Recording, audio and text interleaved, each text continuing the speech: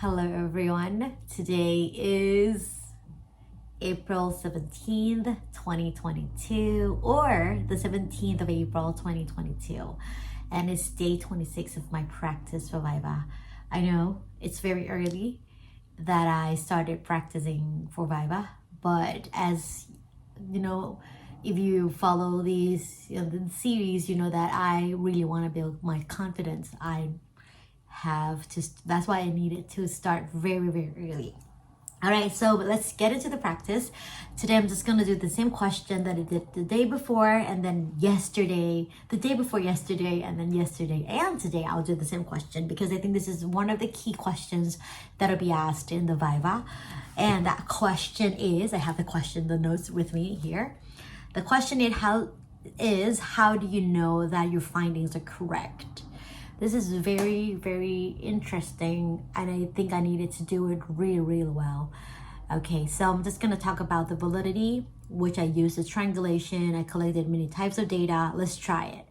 Okay, how do you know that your findings are correct? I believe this is from the, from the very design, from planning for my PhD, let's do it all over again. How do you know that your findings are correct? When I first planned on this project, I really thought about this and then I thought validity or reliability of the study will be one of the key things that I wanted to achieve, one of the the things that I want to achieve in my project. So I worked on taking the concept and I replicated the study from Alexander Hartman 2017. And that is a very well-designed project. So I took the concept and I replicated it my way, but I also integrated, I also planned to use triangulation in my study as well. So I collected both quantitative data and qualitative data, and I used triangulation just to make sure that my results or my analysis would be accurate or correct. So I collected my data 5 ways in 5 different I collected my data using 5 methods, which included systematic observations schedule, which helped me to see the quantitative data, questionnaires from the students. That is another type of quantitative data as well. In terms of qualitative data, I collected using 3 methods, which were interview. I interviewed both students and lecturers, also live video recording, and then the last one is few notes. So when I wanted to answer the question, I wanted to make sure that all types of data will help me to see, the same or will help me understand the phenomenon or answer the questions using both quantitative data and qualitative data. So for example, for the first research question regarding the impact of dialogic teaching on teacher practices or teaching strategies, and also the teacher talk and student talks, I use both qualitative data and quantitative data to answer this question. For example, such as I used field notes in order to see the quality, if there were any changes in teacher talk. Field notes and transcript were looked at and analyzed, and I also used the quantitative data, which was from systematic observation. So I kind of understand, whether the teacher, for example, they used more or less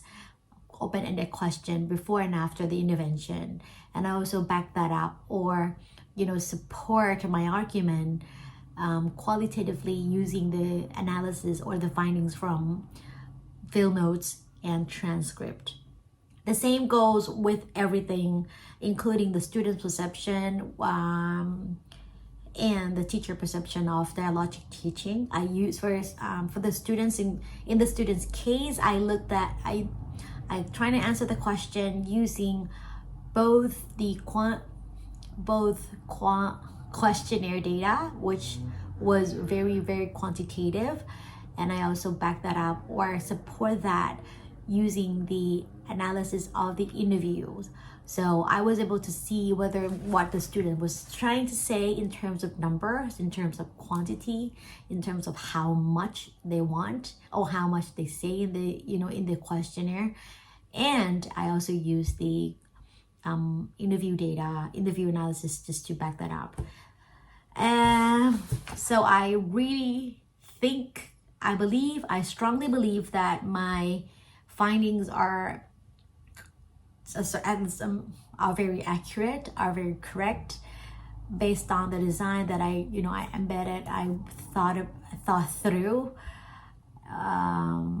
and then I also, once I wrote up everything, my supervisor also helped me see whether I was trying, my points were clear, my points were arguable, my points were convincing, or evidence-based, things like that.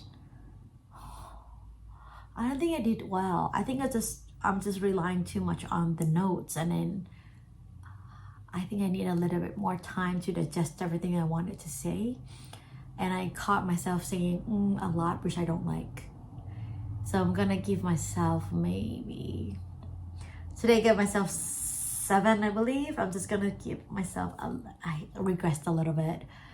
So 6.5. Maybe so many things going on and I haven't really meditated just yet. Maybe that's the reason. Anyway, so I will not do it again. I was first thinking about doing it again for another round, but I'll leave it until tomorrow. วันนี้นะคะให้ตัวเองแค่ 6.5 เพราะรู้สึกมันถอยหลังไปนิดนึงอ่ะอาจจะเป็นด้วยความที่เราไปดูโน้ตมากเกินแล้วก็แบบเฮ้ยมันแบบอะไรอย่างนี้นะคะแล้วก็อีกอย่างหนึ่งคือตอนนี้วันนี้เพิ่งจะแบบบ่าย 3:30 เองนะแต่วันนี้ก็เริ่มวันที่เช้าอะไรเงี้ยแล้วก็รู้สึกว่าสิ่งที่ไม่ชอบมากๆเลยในช่วงประมาณสัก5วิดีโอที่ผ่านมาพอเราเห็นกล้องในมุมกว้างมากขึ้นเนี่ยก็คือรู้สึกว่า1เลยมีเยอะยังไม่ชอบนะคะยังจะต้องตัดออกไปแล้วก็ทำให้ดีขึ้นอีกแล้วก็อันที่2ก็คือมันใช้มือเยอะไปเหมือนจะพูดในวิดีโอก่อนหน้านี้เมื่อไม่กี่วันที่ผ่านมาแต่จะต้องพยายามทำให้ดีขึ้นแล้วก็น่าจะทำได้ดีขึ้นกว่าเดิมด้วยจะต้อง aware มากขึ้นจะต้องแบบอย่างเงี้ยนะคะเพราะว่ามันจะทำให้คนที่ฟังเนี่ย distracting เนาะมันแบบ distracted อะเขาเรียกอะไรอะมันเสียสมาธิแล้วก็มันฟังให้มันดูไม่รื่นเท่าไหร่ Anyway, I'll do it again tomorrow. I think, or maybe the day after that, or I'll leave it just a little bit. Anyway, at least the notes are done. So I just need a little bit of time for my thoughts to settle, and then I'll do it again.